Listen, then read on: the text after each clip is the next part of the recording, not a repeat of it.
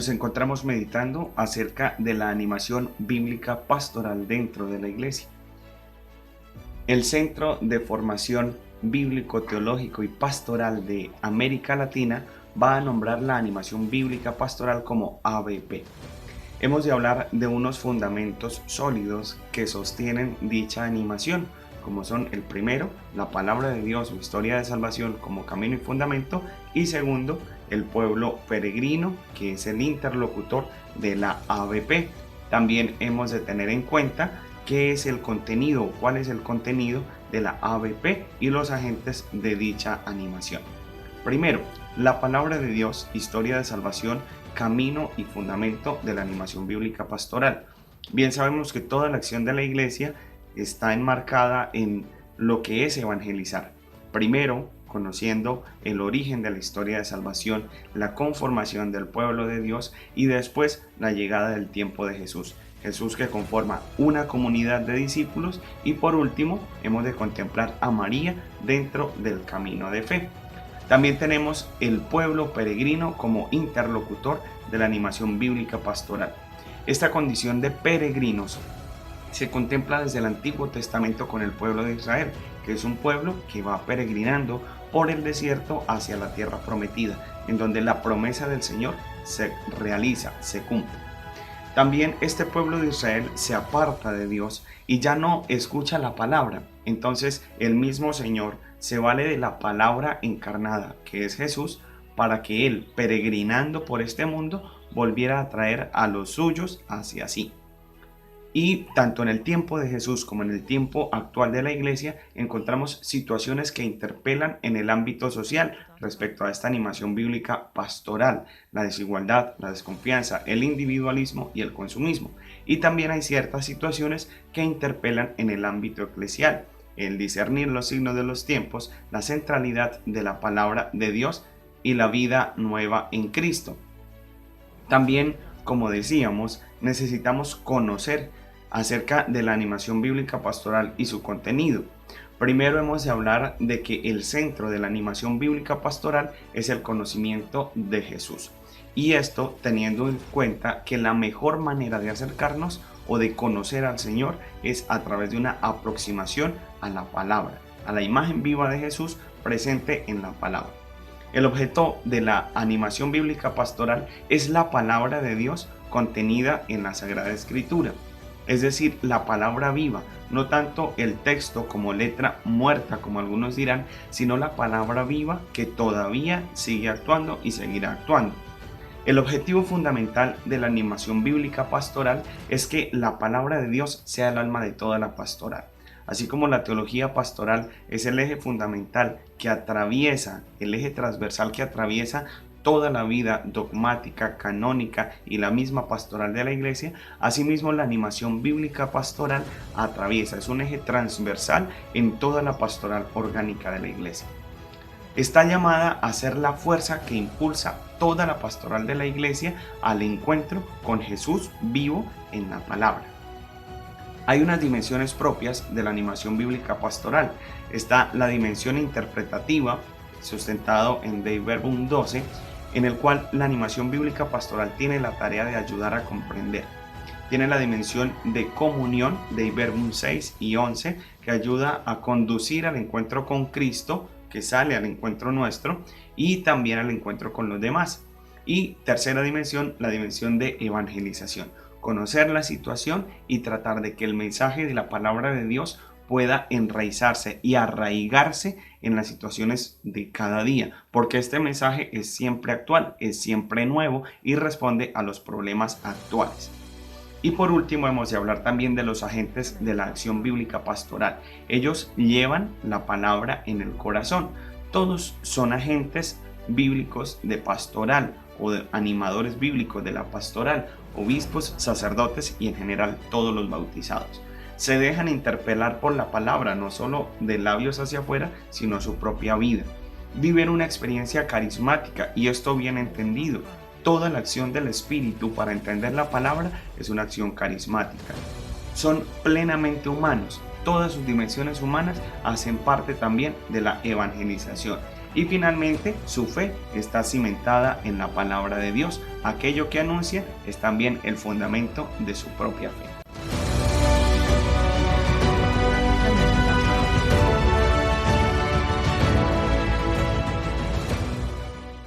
La importancia de la palabra de Dios en la vida eclesial.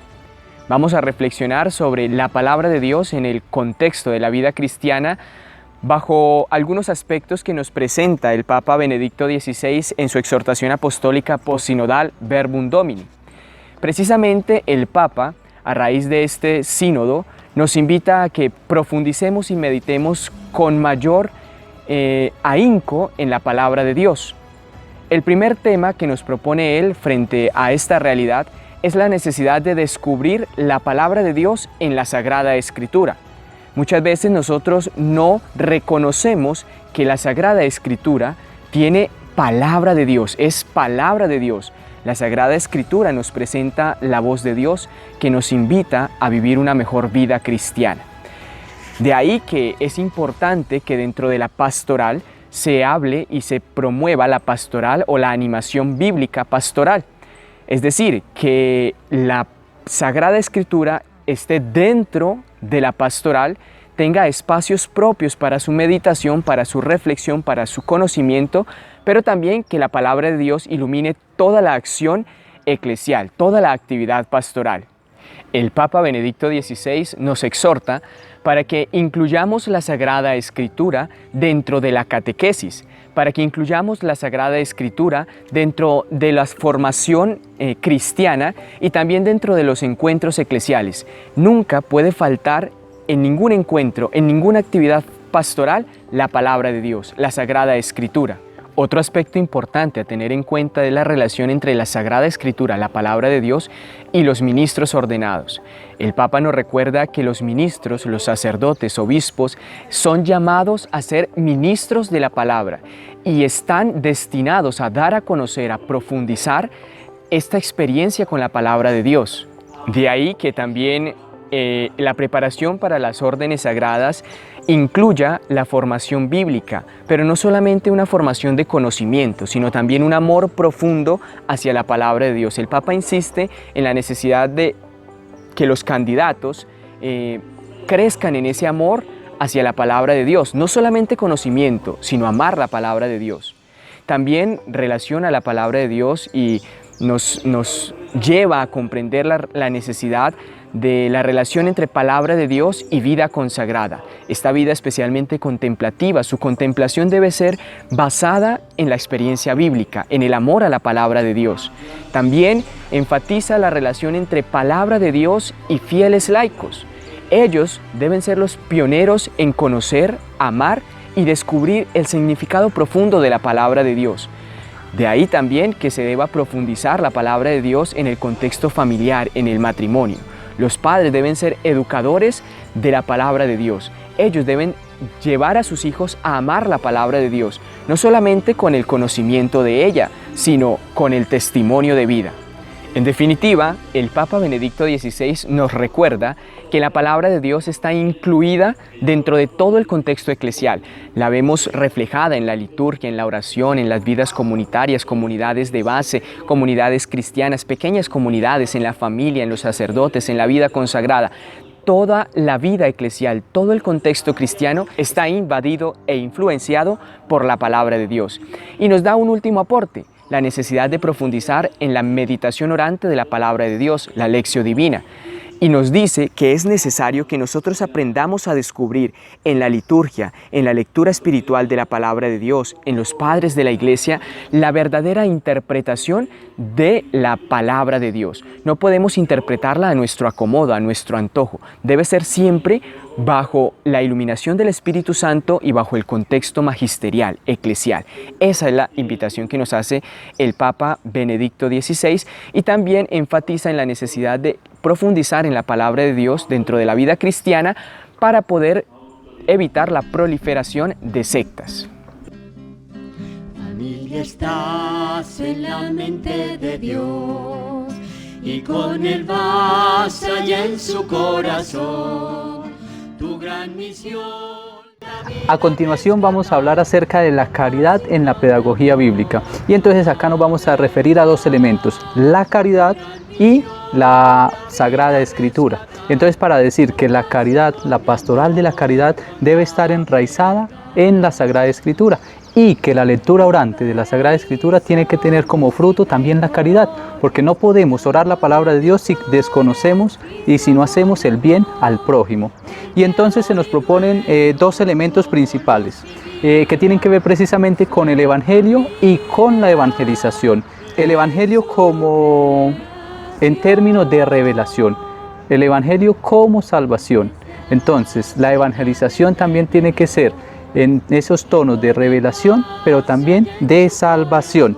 Es decir, la revelación de Dios es salvadora y la salvación es reveladora. O sea, los dos binomios que debemos establecer acá. Y entonces también debemos reconocer, imaginarnos un poco, recordar el anuncio del reino que hace Jesucristo. Y en ese anuncio Jesucristo lo hace a través de obras y de acciones. Y por eso esas obras de Jesús son obras salvadoras. Esas acciones de Jesús esas palabras de Jesús son palabras también salvadoras. Y esa es la invitación que se nos hace, a que también nuestras palabras, pero nuestras obras sean salvadoras, porque el Evangelio es salvador y la evangelización debe ser salvadora. En esa tónica de evangelizar, de anunciar a través de las obras y de las palabras, se nos proponen tres elementos o tres acciones concretas que deben surgir del Evangelio, y que se deben poner en práctica cuando nosotros vivimos realmente la caridad. Y la primera es que la palabra de Dios nos debe llevar a que nosotros seamos capaces de aliviar el sufrimiento de los otros. Y entonces aquí entra todo lo que tiene que ver con la opción preferencial por los pobres. La lectura de la palabra de Dios orante nos debe llevar a la opción preferencial por los pobres, por los huérfanos, por las viudas, por los que sufren, por los marginados, por los oprimidos. Y eso se logra desde el Evangelio. Un segundo aspecto que debemos tener en cuenta en estas acciones, en cuanto a las obras y palabras, es las acciones que crean lazos de intimidad con Dios. Es decir, podríamos determinar esto como la alianza que se establece entre el hombre y Dios. Y de esa alianza da como fruto la caridad con los hermanos, la caridad con los que sufren. Por eso cuando una persona que ora, medita la palabra de Dios y está en esa intimidad con Dios, es capaz de ver en el hermano a Dios, a Jesucristo, pero sobre todo es capaz de reconocerle la dignidad que esa persona tiene. Y por último tenemos las acciones que tienen que ver con las funciones litúrgicas, ya lo que tiene que ver con el culto, y que son pues las celebraciones gozosas que actualizan el misterio, en este caso pues el misterio pascual de la resurrección de nuestro Señor Jesucristo. Por eso la invitación es para que nosotros reconozcamos que la palabra de Dios debe estar enraizada en nuestra vida para que nosotros podamos ser capaces de aplicarle ese evangelio, esa salvación que posee el evangelio a la caridad, que no sea una caridad asistencialista, meramente material, sino que realmente la pastoral caritativa en nuestras parroquias, en nuestra diócesis, pues sea una pastoral que está enraizada en el Evangelio como obra salvadora de nuestro Señor Jesucristo.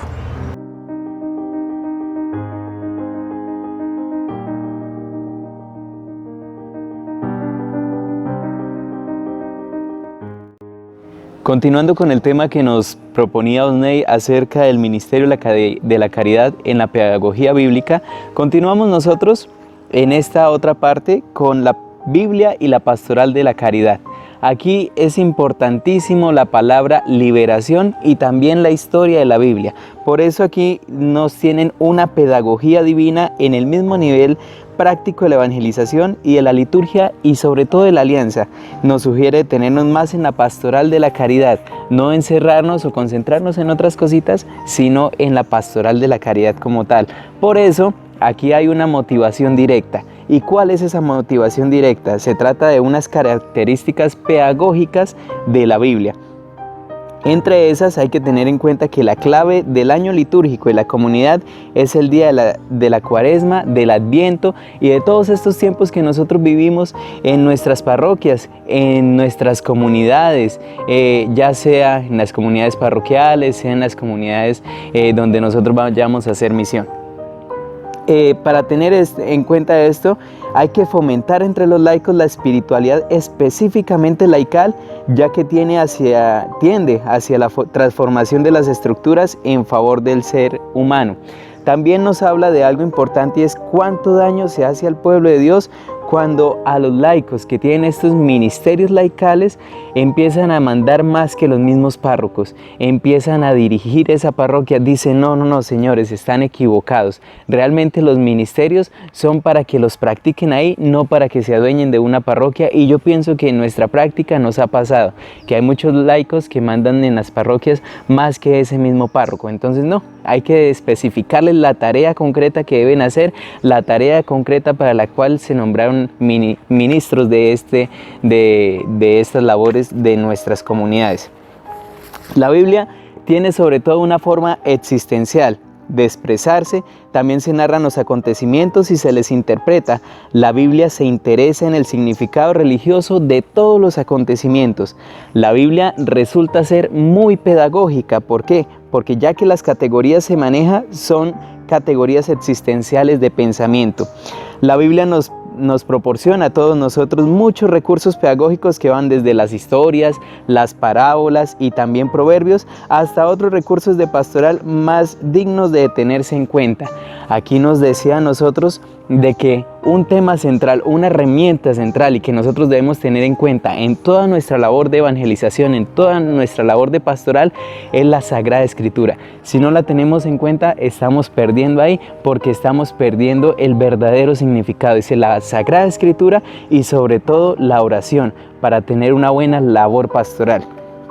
Los encargados de la pastoral de caridad harían bien en hacer un esfuerzo en la selección de temas y de textos, y harían bien en tratar de aprovechar la función pedagógica de la palabra escrita, de la cual reflexionamos al hablar de funciones de la Biblia. Dice, en la persona que sea un ministro laico debe sobre todo enfocarse en la palabra de Dios, debe exigirse. ¿Por qué? Porque es la persona que va a ir a enseñar, es la persona que va a ir a evangelizar a otras personas. Nos habla también aquí de una guía de pastoral de caridad, y es mediante los responsables de esta pastoral, la Escritura se puede convertir en una guía para toda la comunidad. Y nos habla de otra partecita muy especial, en concreto la homilía.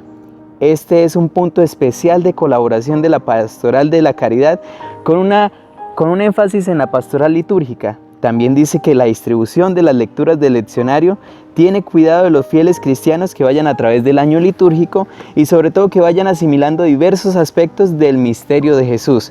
El Evangelio tiene sus implicaciones morales, comunitarias e individuales que es necesario hacer descubrir a todos los fieles.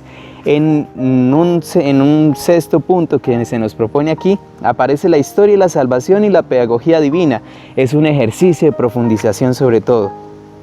Acá vemos también como una cierta correspondencia entre los tres aspectos mencionados y tres aspectos de la personalidad de Jesús: Cristo sacerdote, Cristo profeta y Cristo rey. Acá se nos presentan los tres temas: la liberación, la alianza y también ese culto. Ya para concluir lo que es todo este capítulo, debemos nosotros decir que la conclusión central, ¿cuál sería? Una parroquia o una diócesis están incompletas si es que falta uno de los elementos que nosotros hemos mencionado en esta exposición, que generalizamos bajo los nombres de liberación, de la alianza y de culto. Parroquia que no sirve a la manera de Cristo, que no vino a ser servido, sino a servir y a dar su vida como rescate de muchos. Tampoco sirve como parroquia que no celebra. No puede ser íntegra como parroquia, ya que el hombre vive de los signos y de los símbolos y con ellos se comunica. Dios lo sabe y nos ha dado la liturgia, cumbre y fuente de la vida eclesial. Parroquia que no evangeliza, que no promueve a la alianza en la fe, está acabando su propia sepultura. La Iglesia vive de la fe, que no es signo de la presencia del Señor actuando en todos los cristianos. Evangelizar es sumamente importante teniendo en cuenta estas tres palabritas.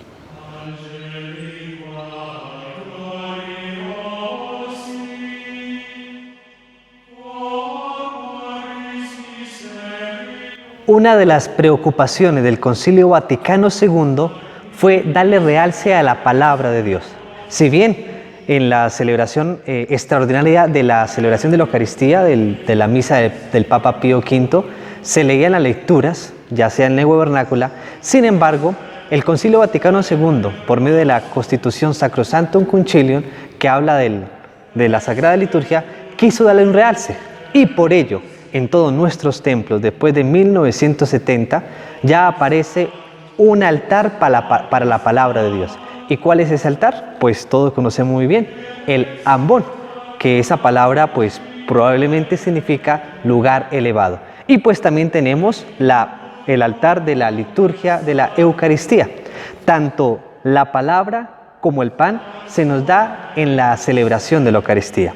Pues bien, tengamos presente que la palabra de Dios es importantísima para la vida sacramental. Todo sacramento que se celebre es precedido por la palabra de Dios, sea por la celebración de la Eucaristía, que muy bien conocemos que es la primera parte que se llama la liturgia de la palabra, como cualquier sacramento que se celebre sin la Eucaristía, siempre por la palabra de Dios, porque la palabra de Dios va a iluminar lo que se va a celebrar y da sentido a esto que se va a celebrar. También recordemos que la liturgia es toda oración elevada al Padre, por el Hijo en el Espíritu Santo. Es un diálogo. Dios habla por medio de su palabra, por medio de su evangelio habla Cristo, y el pueblo responde por medio del canto, de la oración. Es una forma de expresar la acción de gracias de lo que se recibe, pero que también se da. Unido a eso, una de las maneras más hermosas como el pueblo alaba al Señor y que viene desde el Antiguo Testamento, no solamente del pueblo cristiano, sino es tradición del judaísmo, es el Salmo. El Salmo es una poesía, un canto elevado ¿a quién? A Dios, expresando diferentes formas de ánimo, diferente acción de gracias, de perdón, en fin. Y en la liturgia la tenemos, un canto hermosísimo que nosotros expresamos ese diálogo con Dios Padre.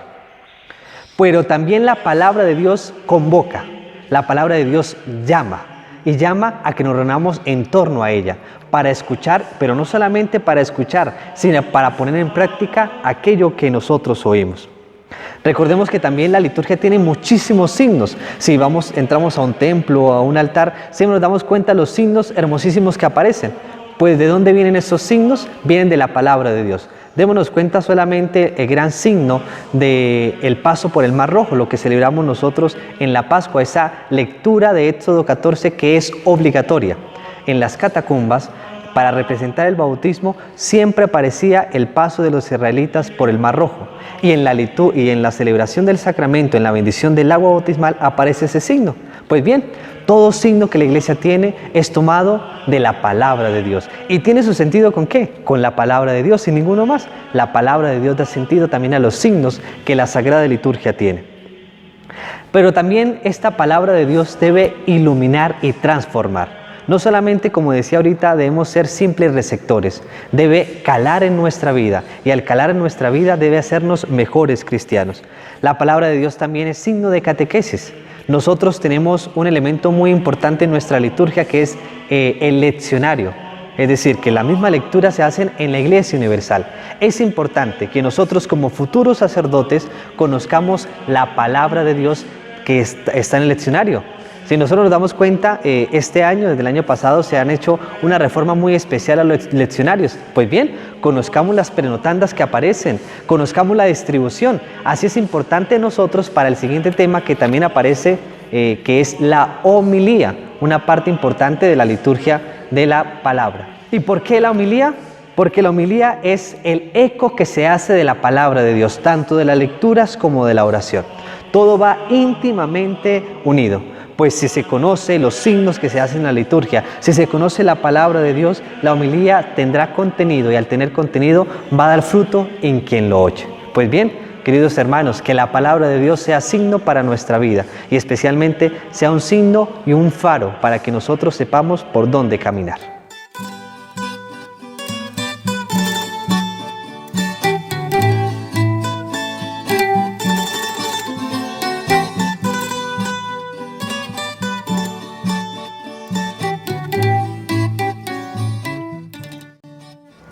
El siguiente tema que vamos a compartirles es acerca de la pastoral y la pastoral de conjuntos.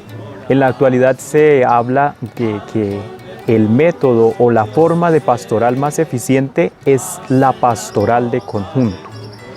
Y en este sentido queremos también hablarles o preguntarnos acerca de qué importancia tiene la animación bíblica en esta pastoral de conjunto. Pero antes de hablar de esa importancia de la animación bíblica, debemos tener en cuenta, en resumen, a qué es eso de la pastoral y qué es eso de la pastoral de conjunto. En un primer momento, la pastoral es aquella actividad salvífica eclesial que debe ser orgánica y jerárquica en favor del ser humano concreto.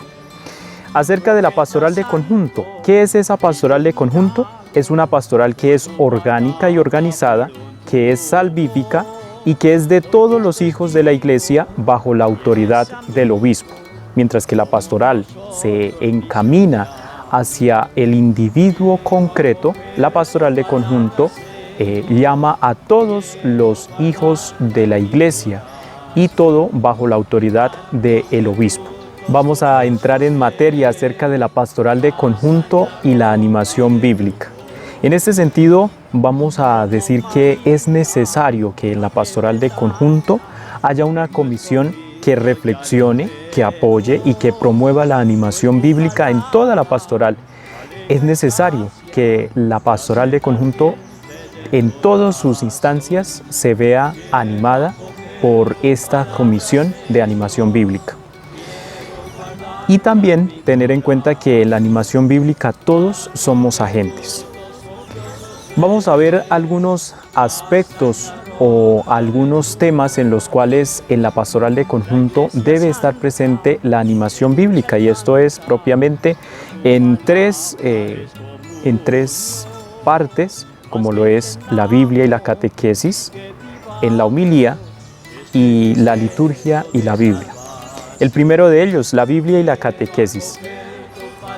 Algunas posibilidades que nos ofrece el manual que hemos escogido para esta temática, y algunas posibilidades que se presentan acá es el de mejorar la pedagogía con historias bíblicas y con su valor testimonial, que se aproveche la función expresiva, interpelativa y también evocativa de la palabra de Dios, y que la Sagrada Escritura se utilice como medio de oración. Esto en el contexto de la Biblia y la catequesis. Pero también aparecen unas exigencias para el catequista, para quien presta este servicio, y es que el catequista debe estar empapado del texto de la palabra de Dios, que conozca bien la sagrada tradición y que además de eso, pues que haya la necesidad de manuales de catecismo. El segundo tema, acerca de la homilía, esto desde su aspecto querigmático, la importancia de la homilía en la liturgia, que debe estar enriquecida precisamente por este elemento del querigma, y que cuando hablamos de querigma nos remitimos inmediatamente a la Sagrada Escritura. Algunas posibilidades: aprovechar el carácter cuasi sacramental de la palabra de Dios y también aprovechar esa función expresiva, interpelativa y evocativa de cada libro de la Sagrada Escritura. Algunas exigencias es conocer los textos más impactantes y la necesidad de guías de predicación. El tercer tema es la liturgia y la Biblia. Algunas posibilidades: que se aproveche la función expresiva, interpelativa y evocativa de la palabra de Dios. También enriquecer la liturgia con la catequesis bíblica, que la Sagrada Escritura sea un medio eficaz de oración y que la Escritura también motive o como motivación en el canto dentro de la liturgia. Algunas exigencias en este sentido es mejorar la proclamación, conocer la distribución de las lecturas bíblicas en la liturgia y que hayan manuales de homilías y que sean bíblicos. Algunas sugerencias ya para concluir este tema de la pastoral de conjunto y la animación bíblica. Algunas sugerencias muy prácticas para esta animación bíblica son las siguientes: que haya material adecuado para la preparación de la homilía, que se sensibilice la educación de la pastoral bíblica en los seminaristas, que los catequistas estén impregnados por la Sagrada Escritura, que conozcan, que sepan de la palabra de Dios, que haya interdisciplinariedad entre la liturgia y la catequesis. Esto dentro de todos los aspectos que habla la pastoral de conjunto, y que también haya una especial necesidad de que se cosechen, de que se produzcan más homilías bíblicas.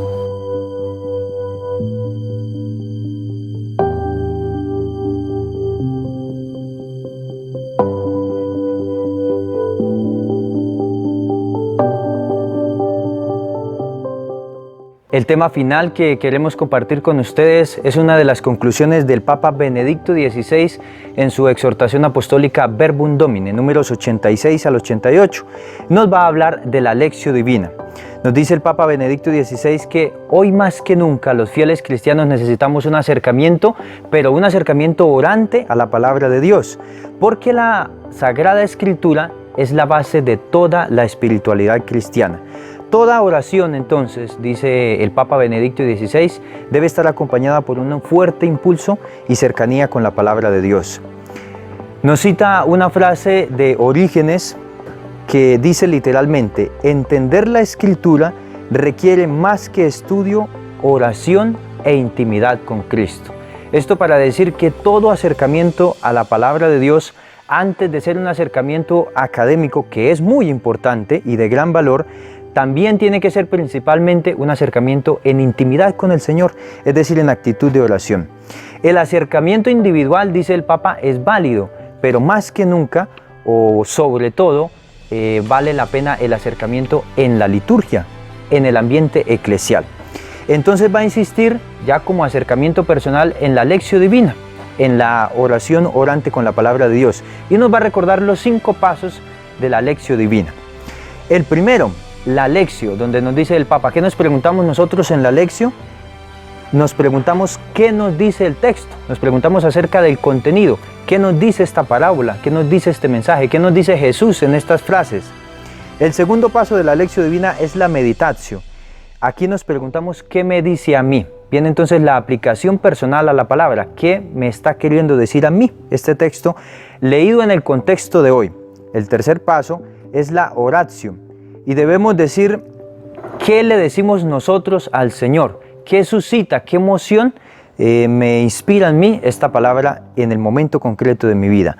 El cuarto paso es la contemplatio, que es juzgar la realidad, qué conversión de vida, de mente y de corazón me pide Dios. Y por último, el quinto paso de la Lectio Divina es la actio, que es la acción, la práctica de la caridad.